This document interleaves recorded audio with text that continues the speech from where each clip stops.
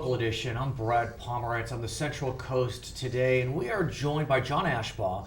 Mr. Ashbaugh is a member of the City Council in San Luis Obispo, and every few weeks, a publication here in SLO offers City Council members the opportunity to publish an article known as the Palm Street Perspective. Of course, City Council's on Palm Street.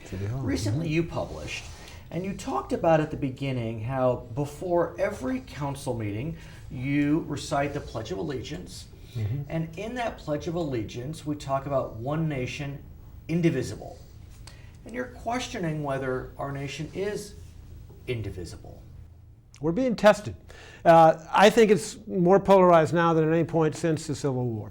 And frankly, from this article, I quote Lincoln in his second inaugural address, where he's trying to stitch the nation back together.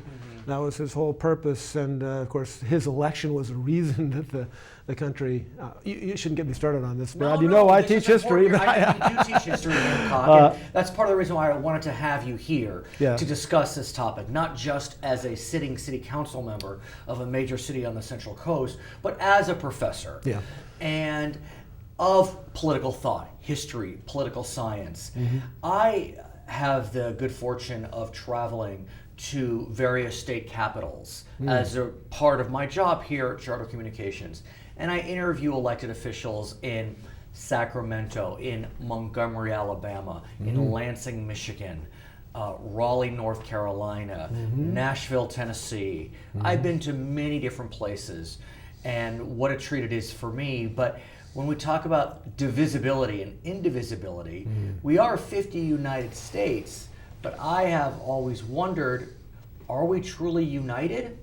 Well, I think at essence, all Americans, in fact, all people really, all human beings share a certain set of values. They want fairness, they want justice. And the Declaration, the Pledge of Allegiance concludes with that, liberty and justice for all. But what's so interesting about those precepts, those virtues, is how in different parts of the country, liberty, justice, they're interpreted differently. And indeed, they're in many ways competitors. They're different value systems. You can think of liberty, unrestrained liberty, obviously, was a great fear of the Founding Fathers. That's why they created the Constitution we have.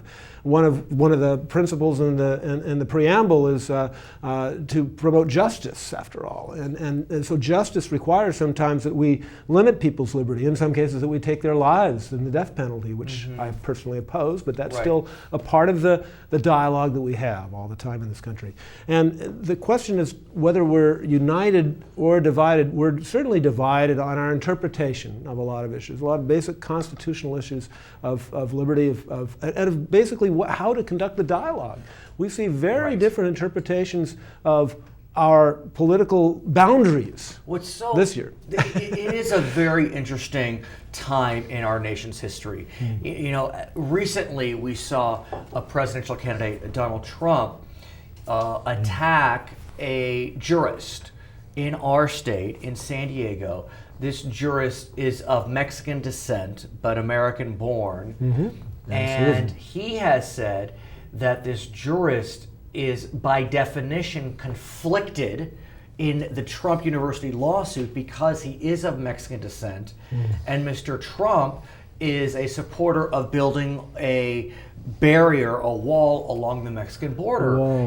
That's not rhetoric we have heard in the past, that one's heritage is disqualifying. I mean, would that mean that someone of African American descent should not be hearing a case where race is an issue, or if someone is part of the LGBT community, they should not be hearing a case that deals with equal rights of gays and lesbians? Exactly. And in order to have this test for public office, which Donald Trump talks about, a religious test, a test for immigrants coming into the country, if you're Muslim, stay away, which would prevent people like the King of Jordan or Saudi. The new mayor of London. Exactly, who was Muslim. Mayor of London. And what I thought was interesting about that interaction is when the new mayor of London was elected, a Muslim himself.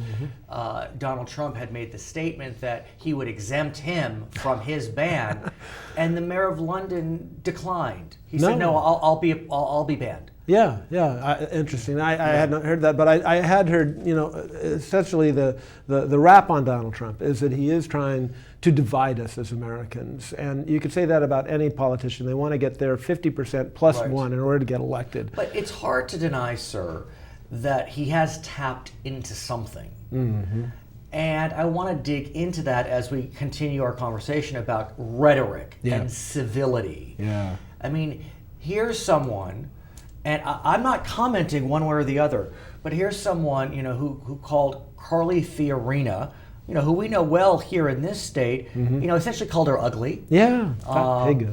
He's called Rosie O'Donnell a fat pig. Megyn Kelly, that she was menstruating during a debate. Yeah. I mean, he's made some statements that really are beyond what we've seen in the past, and yet he continues to capture the imagination of a group of Americans. Well, you can do that by being outrageous in this country. We see that with a lot of our celebrities, and Donald Trump, after all, is from that kind of celebrity culture, that sort of celebrity worship even, which frankly is a part of America I prefer. We were more thoughtful, deliberative. We selected our role models a little more carefully, but we are who we are. Let's face it, we're a colorful country, very often a violent country, and there is a part of us, a deep down part of us, really in all of us, that we have to acknowledge. Let's say this: we're tribal. We want to protect our people, our family, people that look like us, talk like us, worship like us. And you talk about being violent. In the early days of this presidential primary season, we saw some violence coming from Trump supporters, but lately we've seen violence coming from those opposed to Mr. Trump. Recently, this is occurring, and so it continues to occur.